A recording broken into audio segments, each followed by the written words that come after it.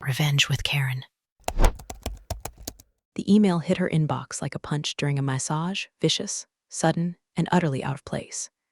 It was 7:13 a.m., and Sarah had just finished pouring coffee into a chipped mug that said teamwork makes the dream work, a gag gift from a Christmas party that cost her 2 all-nighters and a missed flight to her sister's wedding.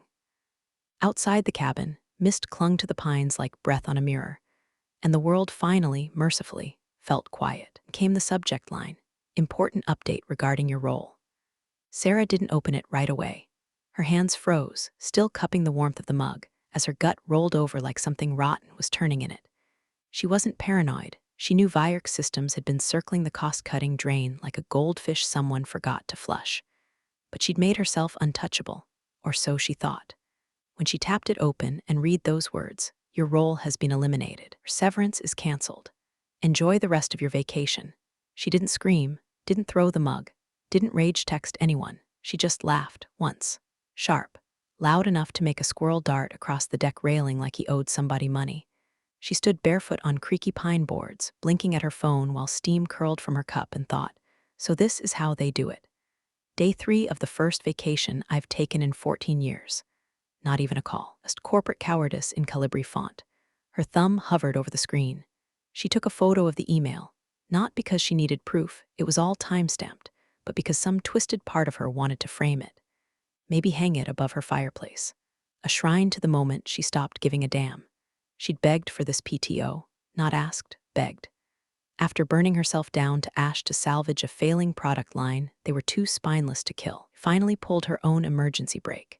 8 months of 60-hour weeks, a sprained wrist she never reported, and one particularly bleak week where she ran a Q4 client forecast while wearing a hospital wristband from an overnight ER visit. All that just to get 2 weeks off. And now she was being erased like a typo. A breeze rustled the trees. The silence after that email felt violent. Flashback, the meetings leading up to this moment. The gaslighting, endless nows, not the right time excuses when she asked for vacation. The hushed HR calls she wasn't invited to but heard whispers about. The CFO's smile during that restructuring town hall, smirking like a man who thought synergy was a personality trait. It all reeked of a slow, surgical betrayal. Sarah hadn't just been tired. She'd been done. That's why she got smart. That's why, 6 months ago, when they begged her to absorb the dying Phoenix team, a fossilized legacy product line no one else would touch, she'd made a counteroffer. I'll do it, she said, but I want a contract revision. The legal guy had skimmed it. The CFO wanted the PR win. They all just wanted the team off their books. She got her signature. And now she had this. She looked down at her phone again. The email was still open, still smirking. She could almost hear the HR director's voice, nasal and passive-aggressive. You should be proud of what you've contributed, Sarah, but Vyerk's is moving in a leaner direction. Leaner meant cheaper. Cheaper meant headcount cuts. Headcount cuts meant her. Sarah put the phone down on the table, didn't even reply, not yet. She walked outside, let the cold mountain air slap her awake, and stared into the trees like they had answers. They didn't, but she did, because they had no idea what they'd just triggered. Not yet, but they would. Sarah didn't cry, didn't even blink for a good 30 seconds. She sat back in the stiff, overstuffed leather chair by the cabin's window, phone still warm in her hand, like it had just whispered a slur. Outside, a blue jay picked at the railing. A deer nosed through leaves down by the tree line. The whole world kept breathing while Sarah went still. The numbness came first, that familiar freeze she'd trained into herself over years of executive manipulation. It started in the chest, tight and hollow, and crawled up the back of her neck like a hand about to squeeze. Then, slowly, a different sensation bubbled underneath. Not panic, not grief, clarity, ice-cold, surgical clarity. The kind you get when the fire burns out and you can see through the smoke. She didn't need to call anyone, no venting, no panic spiral, no whiskey or wind screaming off the deck. Just forward the damn email. But first, she opened files. Folder, Phoenix Acquisition HR Addendum. Subfolder, Contract Revision Signed. It was still there, of course. She'd triple-backed it up, her insurance policy. The flashback was immediate, 6 months earlier. Long hallway, glass doors. The CFO's cheap cologne that smelled like old gin and newer lies. They had cornered her during Q2. You're the only one with the seniority and insight to turn the Phoenix team around. Translation, No one else wanted to babysit the fossil crew and their Frankenstein codebase. Half of them were on their second decade at the company, riding out pensions and long lunches. The other half were interns with laptops older than their student loans. Sarah said yes, but on her terms. She drafted the contract revision herself. Not the whole thing, just enough to slide in a little clause with teeth, tucked between the retention bonus language and a bullet point about annual performance reviews. She added it. Clause 12.4b. Termination during approved PTO without documented cause shall be treated as a breach of protected employment status, triggering automatic restitution penalties. She remembered walking the draft down to legal. Their senior counsel was out sick again, so a junior paralegal gave it the once-over and rubber-stamped it. FO signed that afternoon, distracted and grinning. "We trust you, Sarah," he said, sipping a Diet Coke like he was closing a car deal. They didn't trust her. They just didn't read. Now she was watching the payoff click into place like gears locking shut. She opened a new email. No flourish. No subject line fireworks. Just forwarded the termination notice and the full PDF contract to her lawyer with a 3-word subject. "Let me know when to smile." She put the phone face down and exhaled for the first time since the morning mist. Betrayal doesn't always come with drama. Sometimes it's dressed in HR language and a smiley face emoji. Sometimes it rides in on a Friday afternoon Zoom invite marked quick sync. But this was surgical. They waited until she was 3 days into her first vacation in 14 years, until her out-of-office was active, until her Slack was closed and her calendar empty. Thought they'd picked the perfect time. She hoped they enjoyed it, the silence, the clean, bloodless little ambush, because that's the last moment they'd feel in control. She could almost hear her lawyer now, chuckling, Jack Levine. Ex-Marine turned employment assassin. She'd hired him during a different round of corporate treachery and kept him on retainer ever since. The man ate HR departments for breakfast and flossed with exit clauses. He'd see the email. He'd see the contract. Then all hell would politely, contractually break loose. Sarah didn't feel rage, not yet, just a humming under her skin like thunder still stuck behind clouds. She sat there while the sun burned off the last of the mist, sipping cold coffee, rereading her own contract like it was a prophecy. They wanted to cancel her severance? Fine. They just bought themselves a reckoning. Let's talk optimization wins. That's how the CFO started the meeting. He was announcing a new flavor of yogurt.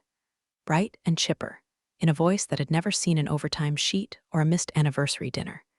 He stood in front of the glossy investor deck like a game show host who'd just solved headcount. In bold green font, a slide appeared. Q3 savings, workforce rebalancing. Below it, a bullet point that read like a eulogy for logic. Legacy team realignment, Sarah Wren role absorbed, associated costs reallocated. No mention of the Phoenix team, no mention of the 14-hour days, just absorbed. Like she was a coffee stain on a spreadsheet they finally figured out how to blot. The investors nodded with the slow indifference of people who only care about the stock price and not the body count behind it. The kind of men who said things like trim the fat and synergies and meant people with lives and mortgages and kids with braces. Next slide, severance reallocations. That one was the CFO's baby. He adjusted his collar, gave a little shrug, and said with a smirk Sarah's severance package was a technical overpayment anyway, based on an outdated projection model. We redirected it efficiently toward retention incentives for Agile-ready departments. Translation: they took her money and gave it to the CEO's pet project team, group of overpaid former consultants who thought Agile meant having 6 stand-ups a day and never answering emails. The HR director, Nadine, chimed in then. She was the kind of woman who wore beige like it was a power color and smiled like she'd invented passive aggression. "We framed the transition as part of our fiscal hygiene initiative," she said, as if gutting someone mid-vacation was a cleanse. Sarah watched all of this play out from 1,000 miles away, courtesy of Jack, her lawyer, who, true to form, had a source embedded somewhere in Vierx's legal skeleton crew. She didn't know the name of the mole, didn't want to, but the info came like clockwork. Word-for-word summaries, screenshots, the exact phrases they used to justify her erasure. Fiscal hygiene, redirected efficiently. Technical overpayment. Sarah sat in the cabin, fire crackling low, laptop still unopened. Read the updates like they were dispatches from another planet. one where her 14 years of loyalty had been surgically removed with the same enthusiasm as an infected tooth. She felt nothing at first. Then came the disgust, not just at them, but at herself a little, for how long she'd let it slide. For the birthdays missed, the holidays where her suitcase sat unpacked because someone needed a QBR scrubbed at 11 p.m. Email she answered from her dad's hospice room. All of it filed away under company first, and now she was a bullet point. Her name wasn't even said aloud in the meeting, apparently, just legacy role, like they were referring to a discontinued product. The worst part wasn't the spin. It wasn't the smugness or the blatant reallocation of what she'd earned. It was the ease. They didn't flinch. No moral hangover, no pang of doubt. Because to them, this was just good business. Sarah closed her phone. She didn't need to read any more that night. Her lawyer had already replied to her forward from earlier. Subject, Clause 12.4b body. They're about to learn the cost of efficiency. Sit tight. She looked out the window. The sky was dark now, but the stars were bright, distractingly so. Somewhere back in that office, a room full of suits was patting themselves on the back for trimming fat they didn't even know was muscle. Somewhere just below all that celebration, a clause was ticking like a landmine under the boardroom table. 2 days before the quarterly board meeting, the Virk Systems legal war room came to life, in the way only lawyers can animate a spreadsheet, with dread. It started as a routine scrub, external counsel brought in to cross-check the termination files ahead of audit sign-offs. Just boxes to tick. Names, roles, severance amounts. Standard procedure meant to make sure nothing could blow back in front of investors. But then, one of the junior associates, fresh out of law school, probably still drinking boxed wine and quoting Succession, paused at a particular file. The termination packet for Sarah Wren. At first glance, it was clean. Terminated during PTO, yes, but the language was properly HR sterilized, kind of memo you'd expect to find next to a severance breakdown and a Slack deactivation notice. Except there was one small footnote, nearly buried in the digital version under an obscure metadata tag, Clause 12.4b, Protected Status PTO Termination. The junior flagged it for review. By noon, 2 senior associates were staring at the clause on a monitor like it had started bleeding. It read plainly, the kind of elegance that only comes from someone who's been screwed one too many times and decided never again. Any termination executed during approved and active PTO, absent documented cause, or formal performance remediation, shall incur immediate restitution of all forfeited benefits, retroactive pay, and vested equities. Additionally, a fixed penalty of $2,500,000 USD shall be levied upon breach, enforceable within 5 business days of discovery. The outside counsel, a woman named Cora Richter who'd spent 20 years cleaning up after arrogant CFOs and trigger-happy HR directors, leaned back in her chair and muttered, well, shit. She emailed it straight to the internal legal team with the subject, Urgent Clause Breach Risk, 12.4b Sarah Wren. Attached were the termination packet, original contract revision, a high-level risk breakdown. An hour later, a reply pinged in from HR, reviewed and noted. This appears to be a drafting relic. The clause was never activated. She's been processed. Processed. Cora read it twice, then picked up the phone. Let me make this simple, she said, dialing the internal counsel at Virks. This clause doesn't care what your HR thinks. It doesn't care about intent. It doesn't even care that your CFO signed it without reading. It's a ticking liability, and you've got 5 business days. Silence on the line, then a sigh. I'll escalate it. They didn't. Not really. Back in the executive suite, the whole thing was brushed aside like a gnat. The CFO gave it a dismissive glance during his call with the general counsel, muttering something about legalese scare tactics. The HR director, Nadine, called it an over-lawyered redundancy. It was probably boilerplate she snuck in. If it was real, Eagle would have flagged it before, she said, sipping her $7 matcha and rearranging her affirmation post-its like that would stop litigation.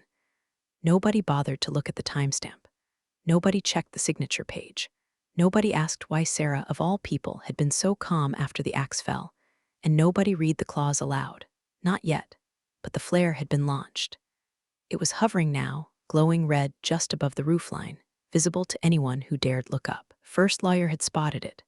The countdown had started, 5 business days. And Sarah, she was still offline, still invisible, still letting them think they'd gotten away with it. All right, people, let's tighten this up before we get in front of the board tomorrow. The CEO, Gerald Tannen, adjusted his cufflinks like he was prepping for a Vogue shoot, not a quarterly reckoning. His voice had that brittle, hollow confidence of a man who still thought charisma could plug data holes. Round him, the senior executives arranged themselves like a firing squad with clipboards. CFO Greg Mallon, HR Director Nadine, Sales VP Marcus, and a clutch of lawyers who looked about one PowerPoint away from asking to be put down. In a stuffy 11th floor conference room, smelling faintly of carpet glue and hubris, the pre-board dry run kicked off with investor talking points and slide deck polish. They barely got through the second agenda item, workforce optimization, before a junior attorney named Paul cleared his throat too loud. I just want to raise something before we proceed. Clause 12.4b in Sarah Wren's contract. External counsel flagged it again this morning. Gerald didn't even look up. We've got it handled. But sir, the clause isn't standard, Paul pressed, hands shaking just enough to rattle the pen he was gripping like a life raft. Mandates restitution and a significant financial penalty if an employee is terminated during protected PTO without proper cause documentation. The room paused, momentarily. Greg, the CFO, didn't blink. She's gone. Move on. Paul blinked back. The language doesn't care if she's gone. It was triggered the moment that termination email was sent. We didn't document cause. She was mid-approved PTO. It's enforceable. Nadine scoffed. This again. HR vetted that file 3 times. We've been through it. You're wasting everyone's time. She added the clause 6 months ago, Paul continued, his voice flattening into dread. It's not fluff. It's enforceable. And our severance reallocation already hit payroll. Which means she's not coming back, Gerald cut in. Do you see her in this room? No, not going to let one disgruntled employee hijack an entire board presentation because some intern with a law degree got spooked by a footnote. Greg chuckled under his breath. Remind me to start adding 7-figure penalties to my contracts. Nadine laughed too, missing entirely that she was the one who'd signed the final HR authorization without reading the full PDF. She thought it was a vacation extension request. In the back of the room, sank a little deeper into his chair and said nothing else. That was the culture at Vierks. Don't question upward. Don't raise red flags. The only thing worse than a mistake was making someone important uncomfortable by pointing it out. Sarah knew this culture intimately. That's why she didn't speak. That's why she didn't send so much as a text. Why she didn't post vague subtweets or call old coworkers for tea. She just watched. Let the back channel purr to life. Her lawyer, Jack, was feeding her everything: email chains, meeting summaries, internal memos. Someone inside legal was quietly horrified. Someone with enough integrity, or at least enough anxiety, to keep her informed without setting off alarms. Jack's last message was simple. They still think the clause is bluff, and they're about to bluff into open court. Sarah sat on the deck of the cabin, barefoot and calm, wrapping a blanket around her shoulders while pine needles whispered against the roof. She sipped coffee, added a splash of bourbon, and reread clause 12.4b for the 50th time, not because she needed to check anything, but because the symmetry of it felt good. Surgical, clean, a scalpel against the neck of arrogance. She hadn't written it out of revenge. She'd written it because she knew people like Gerald and Greg and Nadine. Knew their rhythms, their blind spots, their love of shortcuts and disdain for details. Knew they would eventually screw her. All she'd done was leave a tripwire in the carpet. And now they were rehearsing their lines, fixing their collars, and skipping right over the part where their foot was already on the wire. They wouldn't read it. Fine. They'd feel it instead. The boardroom at Vierks Systems was a modern cathedral to corporate excess, glass walls, brushed steel accents, a table the length of a small runway, kind of place where millions were won or lost over muffins and jargon. That morning, the room filled slowly but deliberately, like a courtroom assembling before a high-profile trial that no one realized was already underway. Fresh coffee steamed from ceramic pitchers, pastries lined up like sacrificial offerings along the back credenza, and the air buzzed with the comfortable arrogance of people who thought they'd made all the right moves. CEO Gerald Tannen adjusted his tie and chatted up an investor rep about their upcoming human capital realignment. CFO Greg Mallon, already on his second espresso, laughed too loudly at his own anecdote about firing someone mid-vacation once at his previous company. Cold, but effective, he'd said, as if management were a contact sport. The board members filed in, old money and new egos, kind of faces that had long ago stopped caring about the names behind the numbers. They greeted each other like they were at a country club mixer, not about to get hit with a legal freight train. Among them sat Maria Lind, lead investor from Northwell Capital, sharp-eyed and famously allergic to bullshit. She didn't make small talk, just opened her leather-bound notes and scanned the pre-meeting deck.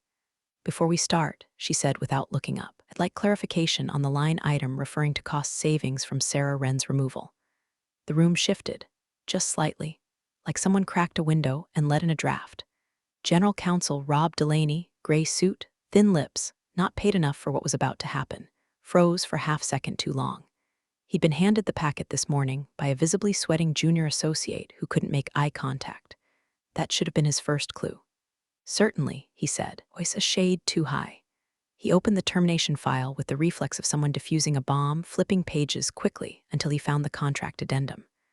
Clause 12.4b stared up at him like it had just blinked. He went still. Maria tilted her head. "Problem?" Delaney cleared his throat. "Just reviewing the termination conditions.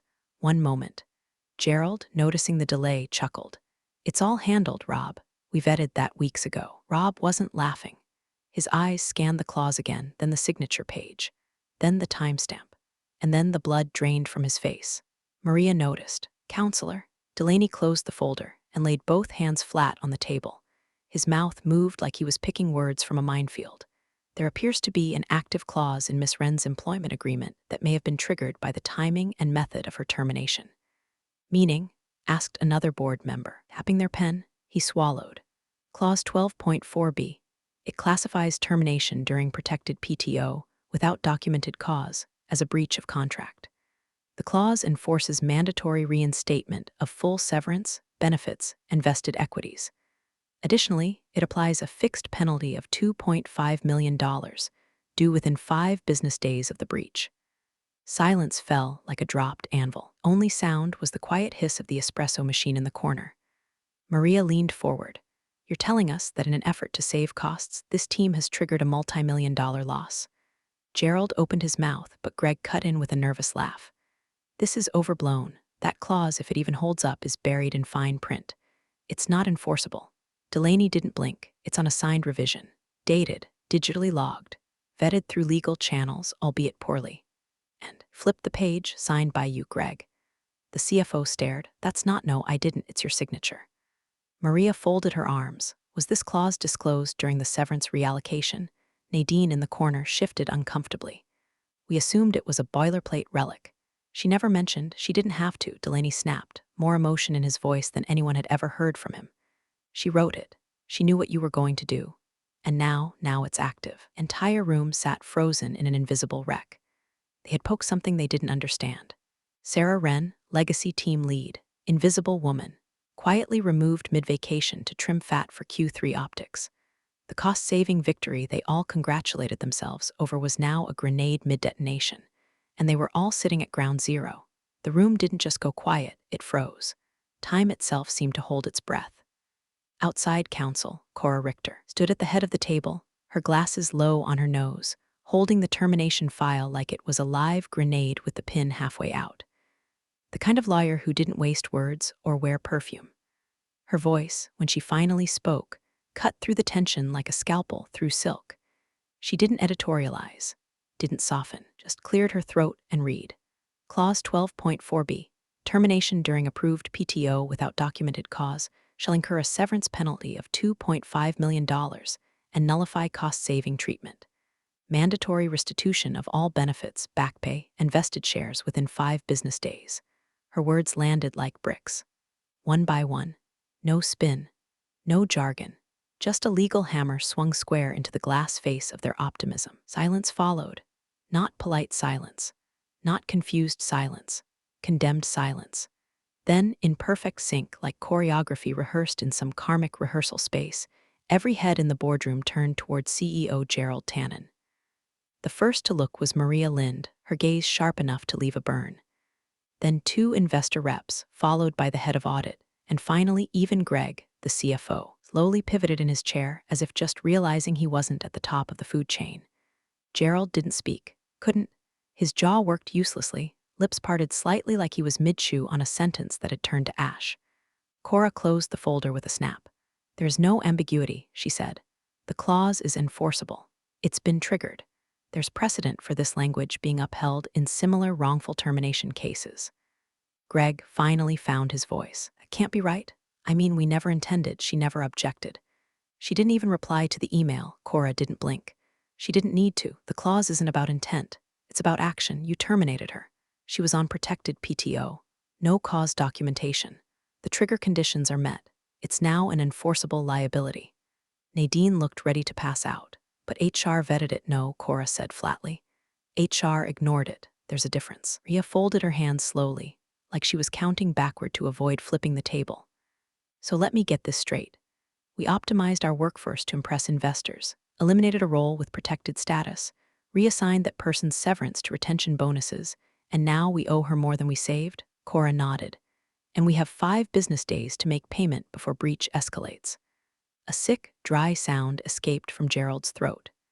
Half gasp, half denial. She was quiet. She didn't push back. She wasn't a threat. Maria's eyes narrowed. Apparently she didn't need to be. The head of audit whispered something under his breath. Another board member swore softly.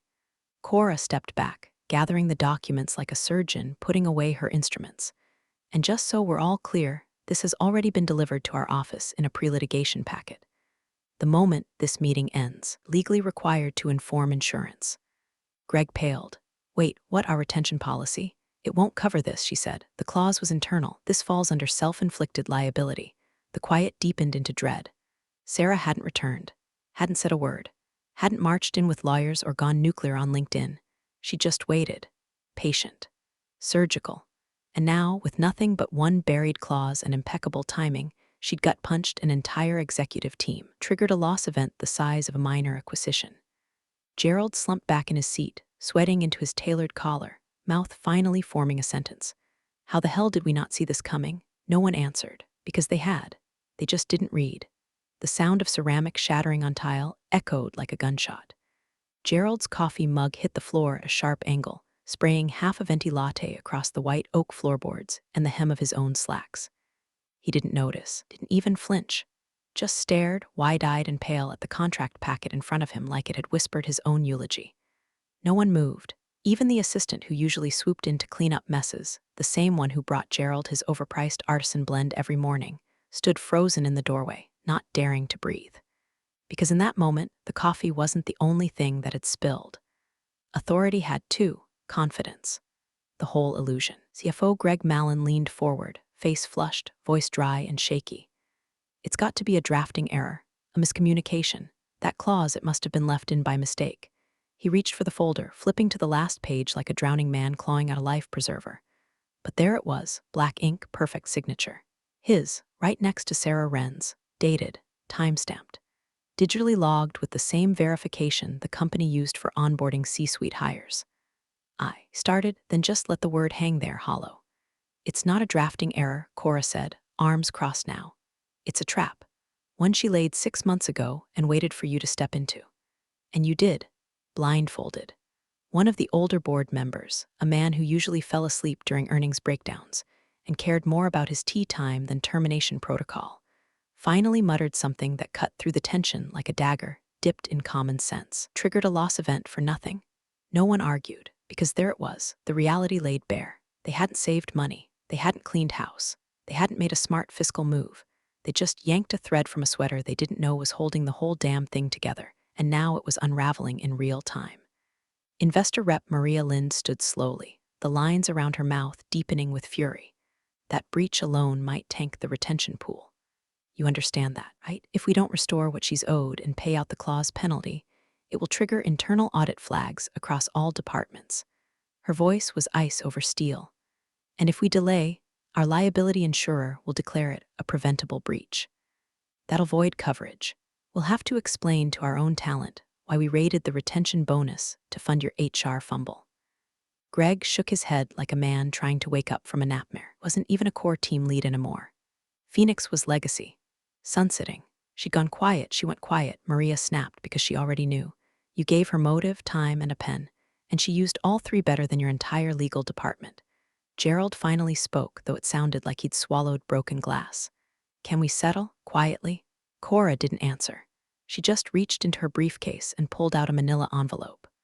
Already underway, she said, dropping it in front of him. Pre-litigation notice. Served this morning. Signed delivery. Greg stared at it like it might bite. We should have. Someone should have. No, Maria said, cutting him off. You should have. You fired a senior strategist mid-vacation without cause, reassigned her severance, and didn't even read the paperwork. She turned to Gerald. You dropped coffee. She dropped a clause. Only one of those broke something. Nadine looked ready to vomit. Her eyes darted between the investors, the envelope, and the coffee stain widening across the polished floor like guilt made physical. Jesus, someone whispered from the end of the table. And still, Sarah didn't call. Didn't threaten, didn't need to. Her silence was the loudest voice in the room. The door opened with a soft click. No fanfare. No dramatic entrance. Just Jack Levine in a navy wool coat and scuffed Oxfords, stepping into the boardroom like he was dropping off dry cleaning. He didn't look angry. He didn't look smug. He just looked prepared. He carried one folder, manila, unassuming. The kind that holds ruin when handled by the right hands. Jack Levine, on behalf of Miss Sarah Wren, he said plainly, placing the folder directly in front of the CEO with the casual precision of a man who'd filed more lawsuits than birthday cards. Pre-litigation notification, confirming breach of Clause 12.4b. Deliverables outlined inside. Payment deadline, 3 business days remaining. Gerald didn't take it. He just stared at the folder like it might detonate. Jack didn't wait for acknowledgement. He offered a polite nod to the room, turned, and walked out. That was it. No threats, no lectures, no demands, just a handoff, clinical and irreversible. The silence left behind felt like gravity had increased. Gerald finally barked, options. What are our options? General Counsel Rob Delaney didn't even look up. We have none. What do you mean none? Greg snapped, eyes darting. We're the company, we can renegotiate, settle, shift the payment structure. No, Rob said, flipping open the notice and scanning it again. The clause is enforceable as written. She doesn't need to sue. It's already a liability event. If we delay, we'll breach again. That triggers compounding penalties and voids every retention clause we've filed this quarter. Nadine opened her mouth, then closed it. Her face had gone the color of copier paper. Maria, the investor rep, stood and collected her things with the dispassion of a woman who'd seen empires fall over worse. We'll be discussing executive retention after this meeting, and legal oversight, and whether this board is still viable to oversee fiduciary obligations. Greg buried his face in his hands. Gerald just stared down at the folder. Somewhere, a janitor would mop up the dried coffee from earlier and wonder why it looked like something had died in that room. But Sarah didn't see it. She was never going to. At that very moment, she stood barefoot in her cabin, flipping pancakes on a cast iron skillet. Outside the window, a woodpecker knocked politely at the birch tree. The morning sun streamed through pine branches. Phone sat untouched on the kitchen table beside a notebook filled with doodles, not deadlines. She didn't gloat, didn't rage post, didn't leak anything to the press. She just poured maple syrup on her plate and watched the steam rise. The clause had done all the speaking for her. 14 years of silence, brushed aside like clutter, now distilled into one paragraph that cost them more than a whole quarter's headcount savings. They canceled her severance. She just collected their retention bonus instead. Appreciate you sticking around, you wise old rebels. Smash that subscribe button, or this fossil might just cause another epic fiasco.